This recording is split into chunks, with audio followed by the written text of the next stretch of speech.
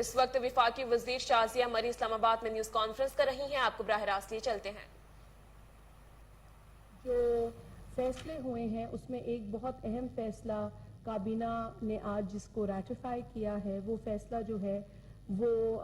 Petroleum مصنوعات کی جو قیمتوں میں اضافہ کیا گیا ہے، جو اضافہ ناگزیر تھا، جو انیویٹیبل تھا۔ آپ جانتے ہیں کہ پچھلی حکومت نے آئی ایم ایف کے ساتھ معاہدے کیے، اس پر اگریمنٹ کے بعد انہوں نے پھر جس طرح کی یہاں پر اپنی حکومت کے اختتام کو دیکھتے ہوئے انہوں نے جس جلد بازی اور بغیر پلاننگ کے فیصلے کیے، وہ آج کی حکومت بھگت رہی ہے۔ میں اس کی تفصیل پہ نہیں جاؤں گی، لیکن میں آپ کو یہ ضرور بتا دوں کہ اگر آج کی حکومت نے پیٹرولیم مصنوعات میں اضافہ کیا ہے تو ساتھ ہی ساتھ انہوں نے ایک ریلیف پیکج جو ہے اس کا بھی پلان بنا لیا ہے، اور وہ 28 بلین کی رقم ہے جو کہ additional relief poorest of the پور یعنی غریب ترین جو گھرانے ہیں ان کو دی جائے گی، اور یہ اسی لیے دی جائے گی کیونکہ پیٹرول کی جو پیٹرولیم مصنوعات کی قیمتوں میں جب اضافہ ہوتا ہے تو اس کا اثر آپ کی مہنگائی پہ پڑتا ہے، چیزوں کی اشیاء پہ پڑتا ہے، اور اس مہنگائی کے پیش نظر جو ولنریبل پاپولیشن ہے، موسٹ ولنریبل پاپولیشن، اس کے لیے اس 28 بلین کی ریلیف کے پیکج کا پلان تیار کیا گیا ہے، اور اس میں جو کوریج ہے اس کو دیا جائے گا تقریباً 1,40,00,000 خاندان، 14 ملین خاندان، 1,40,00,000 خاندان کور ہوں گے، اور یہ تقریباً آپ اگر یہ خاندان کور ہوں گے اور 9 کروڑ کی آبادی کور ہوگی، تو یہ آبادی کا آپ کا 38% آپ کی ٹوٹل پاپولیشن کی کوریج اس جو ہے مدد ریلیف پیکج کے ذریعے ہوگی، اور اس کا جو آغاز ہے وہ جون کے مہینے میں ہوگا۔ چند روز میں آپ کو اس کا میکنزم بتا دیا جائے گا کہ کس طریقے سے جو ہے یہ کام ہوگا، لیکن انیشل جو میں آپ کو چیدہ باتیں بتا دوں کہ اس میں سے جو 8 ملین لوگ ہیں، ان 14 ملین میں سے وہ 8 ملین لوگ ایسے ہیں جو ابھی بے نظیر انکم سپورٹ پروگرام کا جو ڈیٹا ہے NSCR اس کے تحت کو یہ ایڈیشنل ریلیف دی جائے گی 2,000 روپے کی، لیکن اس کے علاوہ 6 ملین ایسے لوگ اس مدد کے لیے کوالیفائی ہوں گے جو کہ آئیڈینٹیفائی ہوں گے اسی BISP Benazir income support programme data NSCR کے تحت، اور ان کو اس طرح سے آئیڈینٹیفائی کیا جائے گا کہ ان کی جو آمدنی ہے وہ 40,000 سے کم ہو، اور وہ اس جو بے نظیر انکم سپورٹ پروگرام کا جو ڈیٹا ہے اس میں جو ان کا سوشو اکنامک بیک گراؤنڈ ہے اس میں کامیاب ہوں یا کوالیفائی کر سکیں۔ تو اس طرح سے یہ جون کے مہینے میں چیز آپ کے سامنے آ جائے گی، اس کا بندوبست ہو چکا ہے۔ اس رقم کی جو منظوری ہے وہ آج کابینہ نے دی ہے۔ یہ بہت اہم میں سمجھتی ہوں کہ فیصلہ ہے، چونکہ سب سے زیادہ جو پیٹرول کی مصنوعات، چاہے وہ ڈیزل ہو، پیٹرول ہو، مٹی کا تیل ہو، اس میں جب اضافہ ہوتا ہے تو سب سے زیادہ ہٹ جو ہے وہ غریب ترین طبقہ ہوتا ہے، اور ہمیں ضرورت اس بات کی ہے کہ ہم ٹارگٹڈ سبسڈی لوگوں کو دیں، ہم انہیں ٹارگٹ کر کے دیں۔ اگر ہم ایک جنرل سبسڈی کا اعلان کرتے ہیں نا تو اس میں جو غریب کے کوریج کا ایلیمنٹ ہے وہ سامنے نہیں آتا، بلکہ اس سے شاید کہیں ایلیٹ کلاس کو بھی فائدہ ہوتا ہے۔ تو کوشش یہ کی جا رہی ہے کہ ٹارگٹڈ سبسڈی ہو، اور یہی اس جو یونٹی گورنمنٹ ہے اس کی سوچ ہے، اور وزیر اعظم صاحب بھی یہی چاہتے ہیں کہ غریب ترین طبقے کو اس اضافے کا جو پیٹرولیم مصنوعات میں کیا جا رہا ہے، جو کہ ہرگز جو ہے وہ ایک خوشائن خبر نہیں تھی اور ایک مشکل فیصلہ تھا، لیکن اس کی روشنی میں جو غریب ترین طبقے کو لوگ بلانگ کرتے ہیں وہ افیکٹ نہ ہوں، جن کے لیے یہ 2,000 روپے کی رقم دی جائے گی جون کے مہینے میں، اور اس کے بعد بجٹ کے بعد اسے مزید جو ہے وہ نئے بجٹ کے اندر بھی شامل کیا جائے گا آئندہ آنے والے جو مہینے ہیں اس کے اعتبار سے۔ تو یہ میں آپ کے ساتھ شیئر کرنا چاہ رہی تھی، اور پھر دوبارہ سے کیونکہ یہ ماحول اس وقت بنا ہوا ہے اور عمران احمد نیازی صاحب کو یہ ہضم نہیں ہو رہا کہ ان کی کرسی چلی گئی ہے، اور وہ مختلف طریقوں سے جو ہے وہ ملک کے اندر انتشار پھیلانے کی کوشش کر رہے ہیں، جس کا پر ہمیں یقیناً تشویش ہے، کیونکہ یہ بات جو ہے یہ قابل قبول نہیں ہے کہ آپ ایک صوبے کے ریسورسز کو وفاق کے اوپر حملے کے لیے استعمال کریں۔ اور عمران احمد نیازی نے کل غالباً کسی ٹی وی چینل پر بیٹھ کر اس بات کو کا اعتراف کیا ہے ڈھٹائی کے ساتھ کہ جی جو جتھے ہم لے کر آئے تھے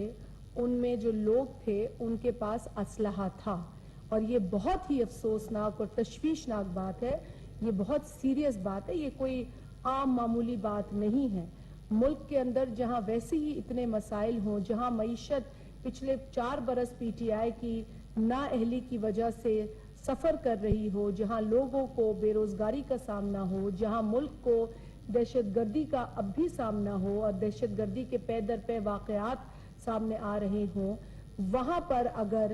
ایک سابق وزیر اعظم یہ کہے کہ جی میرے ساتھ جو لوگ اسلام آباد آئے وہ آرمڈ لوگ تھے، ان کے پاس اسلحہ تھا، تو یہ چھوٹی بات نہیں ہے، یہ اعتراف چھوٹا اعتراف نہیں ہے۔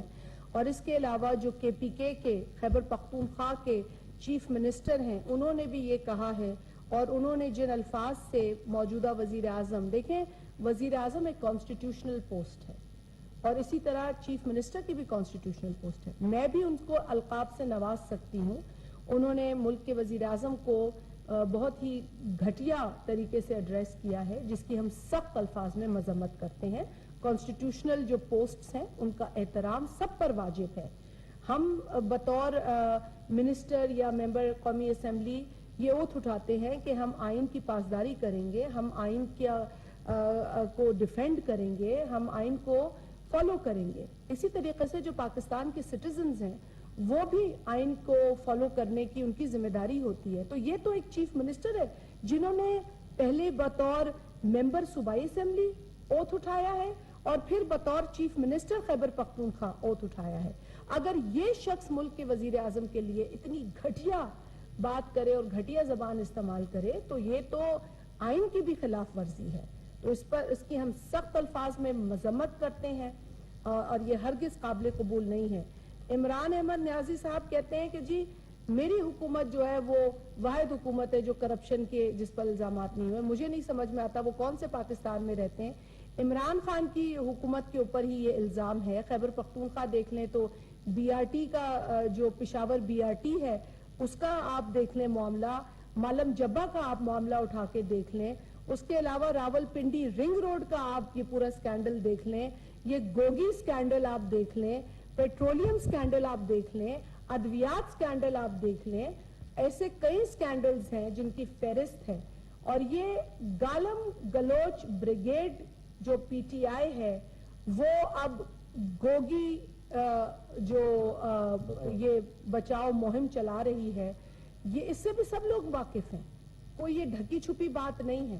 یہ صرف اس ملک میں فساد برپا کرنے کی کوشش کر رہے ہیں، لوگوں کو تقسیم کرنے کی کوشش کر رہے ہیں، لوگوں کے اندر نفرت پھیلانے کی کوشش کر رہے ہیں۔ عمران احمد نیازی اس ملک کے لیے ایک خطرہ ہے، اس کی حکومت اس ملک کے لیے خطرہ ثابت ہوئی۔ یہ ملک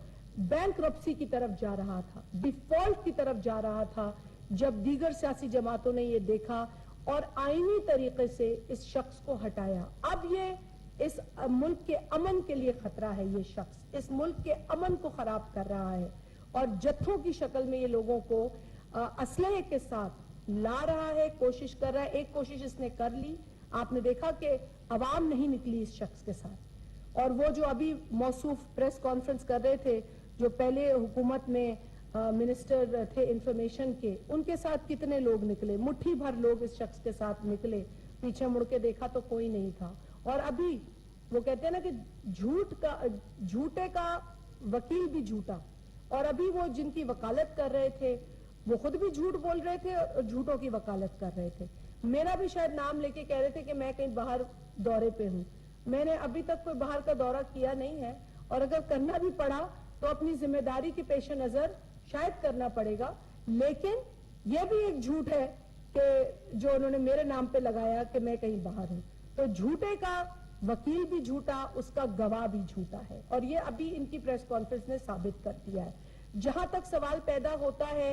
बड़ा अफसोस हुआ कि एक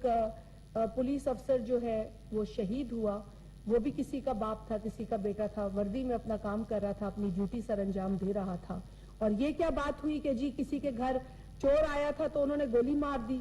मतलब ये इमरान अहमद न्याजी ने जवाज बनाया है एक पुलिस अफसर के कत्ल का। उस पुलिस अफसर के कत्ल का जो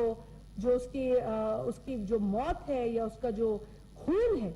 वो भी पीटीआई के उस लीडर के हाथ पर है जिसने ये किया है। तो कोई भी आप बात कर ले या कोई भी आप गलत सलत आपको बताते चलें, विफाकी वजीर शाजिया मरी इस्लामाबाद में न्यूज कॉन्फ्रेंस कर रही थी। विफाकी वजीर शाजिया मरी का कहना था, हुकूमत ने 28 अरब रुपए का गरीब अवाम को रिलीफ पैकेज दिया। 1 करोड़ 40 लाख लोग पैकेज से मुस्तफिद होंगे। इमरान खान मुल्क को इंतशार की तरफ लेकर जा रहा है। पेट्रोलियम मसनूआत की कीमतों में इजाफा एक मुश्किल फैसला था। यहां वक्त हुआ एक शॉर्ट ब्रेक का, हमारे साथ रहिए।